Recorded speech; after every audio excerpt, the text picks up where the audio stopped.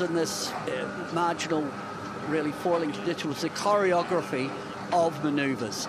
And it's not just the foil transition, but the trimming, the changing, the balance of the boat, not making sure that the boat is slightly windward heeled, as we can see there from New Zealand. And it won't take long with the analysis tools that the teams have got, that the teams will actually replicate what the New Zealanders were doing yesterday. So this was going into the last quarter before the top mark, and Emirates Team New Zealand leading just under 24 knots, but there was the American Magic just sniffing, and Ineos Britannia didn't have a great day yesterday. No, they struggled a little bit yesterday, and you know, we heard from Ben earlier saying they've spent more time in their test boat than they have in the AC40, so maybe a little bit down on time compared to some of the other teams, but like we said, they'll be analysing, and I'm sure they'll be improving rapidly. The conditions yesterday are pretty light, but we can just see that when it's nice here, it's beautiful. Hopefully it'll be like that tomorrow. American Magic, I think we all thought that they were the next best team on the water. Their manoeuvres were clean as the boats now come up towards Mark 1.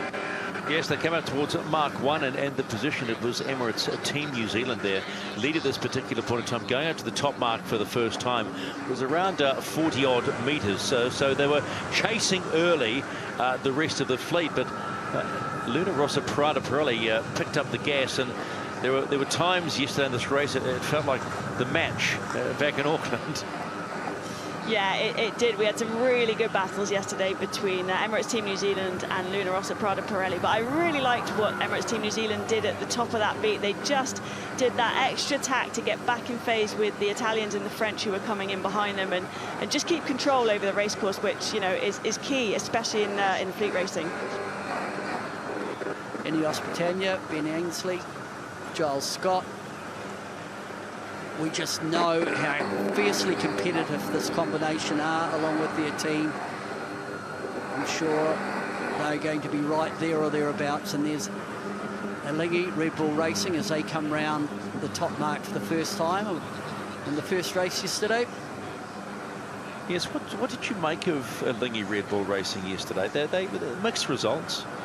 A little bit inconsistent, but that's a function of a new team again. I think at times they look really, really fast.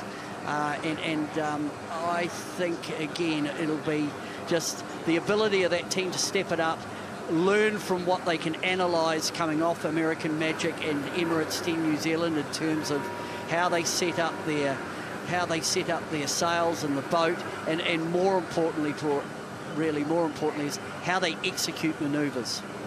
Yeah, and I think just what's mind-blowing for me is, you know, these boats are going, you know, 33, 34 knots downwind, and we saw sort of lulls of 5, 6 knots yesterday. It's pretty unbelievable.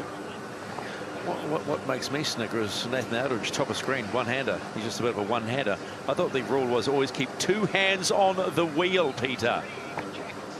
I think the skill level between Nathan Outridge and the rest of us means that probably Nathan can steer it with his feet and go around the track better than the average sailor.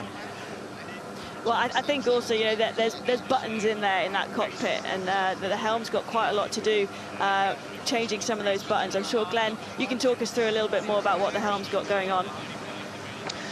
Yeah, look, the helmsman has basically got, you know, a fair bit going on the windward side of the boat. They actually transition, so the helmsman on each side of the boat take it in turns of actually steering the yacht. So when they're on the leeward side, they're actually doing a lot of the base settings, adjusting the autopilot, ride height, looking at the course geometry, and working on the base settings, as well as communicating what's happening through the sails. The guys on one side of the yacht cannot see anything through the sails, so they're purely relying on the comms from the leeward side of the yacht to paint the picture, basically, of what's happening down there when they do the manoeuvre. Glenn, we're looking at Emirates Team New Zealand downwind, I thought had an edge yesterday. One of the things that we see with Burling quite frequently, and you've sat there, you've been with him, he tends to sail the boat quite deep at the same pace as the opposition. How does he achieve that?